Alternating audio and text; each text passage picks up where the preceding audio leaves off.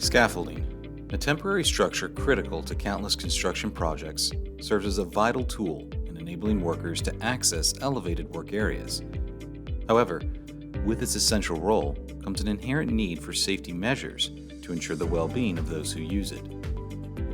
The safety of workers is very important, and scaffolding, being a common element in many industries, demands special attention.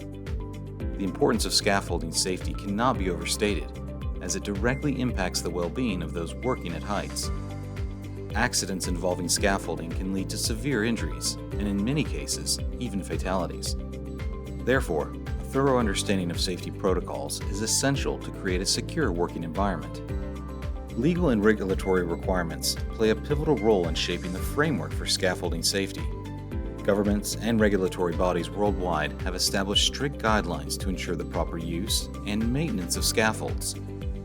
Compliance with these regulations is not just a legal obligation, it is a commitment to the safety and health of the workforce. Adherence to these standards serves as a preventative measure, reducing the risk of accidents and promoting a culture of safety within the construction industry.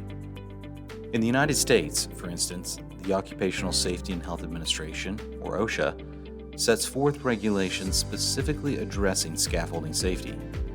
Employers are mandated to comply with these regulations to safeguard workers from potential hazards associated with scaffolding use. The guidelines cover various aspects, including scaffold construction, load capacity, fall protection, and training requirements.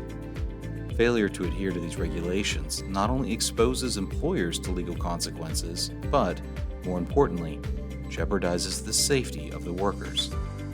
Welcome to the Scaffolding Orientation Safety course. During this training, we will cover the following learning objectives: scaffolds and their use, scaffolding hazards, scaffolding operation, safe work practices.